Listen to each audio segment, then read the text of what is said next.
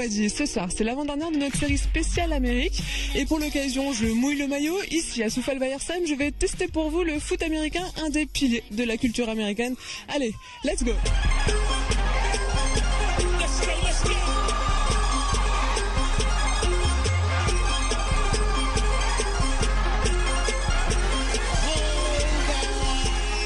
Du foot américain en Alsace et en France même, c'est quelque chose de pas très commun quand même. Comment est-ce que c'est à l'heure actuelle pas très développé effectivement. Maintenant chaque club commence à avoir de plus en plus de licenciés et les clubs se développent de plus en plus. Donc c'est un sport qui est un sport d'avenir sur notre territoire. On n'a pas de club professionnel en France. Le développement professionnel est essentiellement aux États-Unis et au Canada. Vous par exemple ici vous avez quand même une grosse structure, vous avez un kiné, une salle médicale. Plus la structure est importante sur le club, mieux on va progresser, et le fait d'avoir des entraîneurs d'un peu plus d'expérience, même si c'est pas de football américain purement, va permettre d'amener une cohésion au sein de l'équipe, ce qui manque peut-être dans certains clubs. Nous sommes en division 3 et nous avons des anciens joueurs de division 1, 2 et des anciens joueurs de juniors d'équipe de France et seniors. Et un joueur de l'équipe de France, ça veut dire quoi justement, comme c'est encore un sport amateur? Est-ce que c'est un très bon niveau? Est-ce que vous avez l'occasion de vous mesurer aux Américains? Sur le territoire, c'est un très bon niveau, mais on n'est pas sur un niveau NFL, c'est-à-dire le niveau national américain, on en est encore loin. Qu'est-ce qui vous manque encore justement pour atteindre le niveau américain? Une médiatisation, je pense. Une connaissance du sport, ne serait-ce que de venir au match, voir les matchs.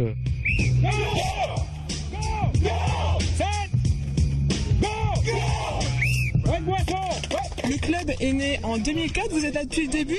Je suppose que vous êtes également un passionné. C'est quoi? C'est le rêve américain, un goût d'une ambiance particulière, de jouer quelque chose de différent ici en Alsace? Je cherchais un sport comme tout le monde. J'ai goûté le foot américain, ça m'a plu.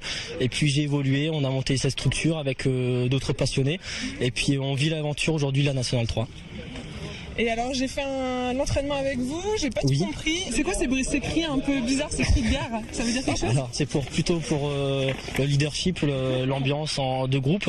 Et ensuite tout ce que vous pouvez entendre lors des matchs, down, ready, set, hut, etc. C'est plutôt pour donner les comptes, le compte de départ du jeu, quoi.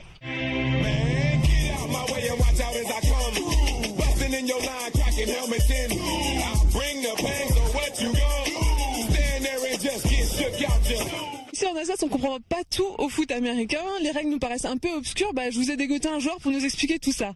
Concrètement, en 2 mots, c'est quoi le but du jeu? Le but du jeu, c'est un jeu de gagne-terrain. Il faut donc gagner 10 yards, au moins 10 yards au bout de 4 tentatives pour après réavoir 4 tentatives et faire 10 yards. Et enfin traverser la ligne d'en but. Alors vous avez évolué au Canada, vous avez joué avec une équipe canadienne. Oui. C'est quoi l'ambiance là-bas? L'ambiance, comment définir? C'est complètement différent de la France, ça fait partie de la culture, ça fait partie aussi de la construction de la personnalité des hommes. Il y a 2 sports au Canada, c'est le football et le hockey. Et vous, comment vous y êtes mis au foot américain? À la base, j'avais la chaîne cryptée pour le football, et en fait un soir il passait du football américain et je suis tombé sur un match des 49ers contre les Dallas Cowboys. C'était un match incroyable et il y avait plein de passes et j'ai adoré, et j'avais 16 ans. Donc à cette époque-là, j'ai appelé la Fédération française de foot américain qui m'a conseillé un club à côté de chez moi. C'est quand même un sport de brut, il y a des chocs, des plaquages. Et comment est-ce qu'on échappe aux blessures? C'est simple, il faut être bien préparé physiquement. Il faut toujours aller au contact à 100%. C'est toujours quand on ne va pas à 100% qu'on se fait mal. Et puis on est quand même très bien protégé, il y a un casque, des épaulières. Moi j'ai une image du foot américain avec le quarterback, le beau gosse, le gars populaire, le gars qui sort avec la cheerleader. Est-ce que c'est comme ça sur le terrain? On va dire que c'est un peu le chef d'équipe, le chef d'orchestre. C'est celui qui donne les tactiques. C'est vrai qu'en Amérique du Nord c'est un peu différent. Voilà, c'est différent, le quarterback a un statut de star, il est très sollicité par les médias et par les gens. J'espère que vous avez tout compris maintenant, il n'y a plus qu'à venir essayer chez les géants, ici à Soufal-Weiersheim. On va passer à un peu de douceur dans ce monde de brut. Et oui, le foot américain ne serait rien sans les cheerleaders. Regardez.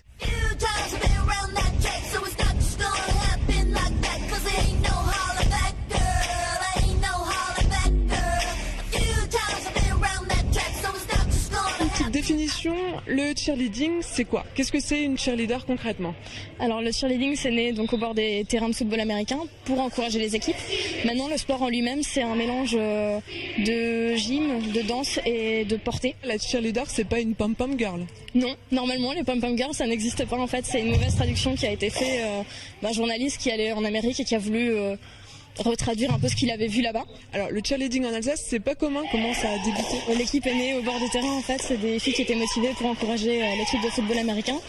Petit à petit, elles se sont renseignées sur ce qu'était le vrai cheerleading en Amérique. Moi par exemple, quand je suis arrivée dans ce sport, ce qui me plaisait, c'était ce que je voyais sur internet, c'était les vrais cheers qu'on voyait voler dans les airs. Aujourd'hui, je pense que ce qui attire les filles, c'est surtout avoir ce côté à la fois très girly avec les tenues, les nœuds, le maquillage, mais à la fois ça reste un sport hyper complet. Il n'y a pas d'équipe de foot américain sans cheerleader ou il n'y a pas de cheerleader sans foot américain? Disons que ça se complète bien, mais que nous on est là parce qu'il y a les footballeurs. Je pense qu'ils sont super contents quand on vient au bord du terrain pour les encourager. Souvent au bord du terrain ils nous disent allez criez plus fort et tout, faut nous donner du courage quoi.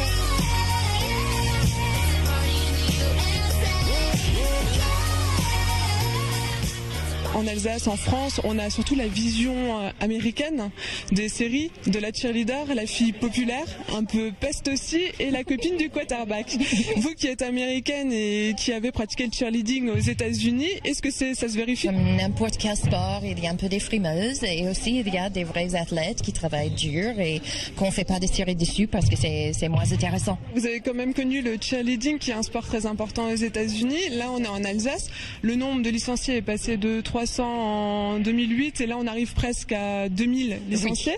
Oui. Et je vois que vous avez quand même un regard tendre sur cette équipe de jeunes filles. Elles ont terminé championne de France, vice-championne de France l'année dernière, première année de compétition. Quand j'ai commencé à travailler avec elles, c'était pas parce que je voulais faire une équipe de compète et gagner et tout ça, c'était juste il y avait un groupe de filles. Elles voulaient tellement faire de tir mais elles connaissaient pas comment. Et elles ont des niveaux de progression mais waouh. Un an, et elles étaient sur le podium, c'est l'American Dream, hein? We can do it, if we want. And they wanted it, so... Alors j'ai une dernière petite question, on sort du sport, on va parler politique, mais vraiment savoir si vous êtes plutôt Obama ou Romney.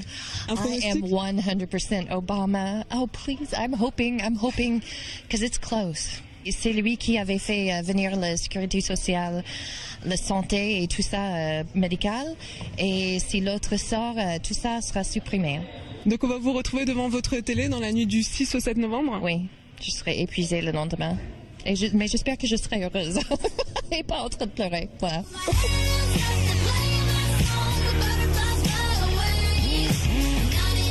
Cet avant-dernier épisode. Demain, vous retrouverez Anna Britz qui est allée préparer sa soirée d'Halloween dans une famille américaine. Moi, j'ai pas mal de pain sur la blanche pour être au top d'ici le prochain match. See you soon. Bye bye.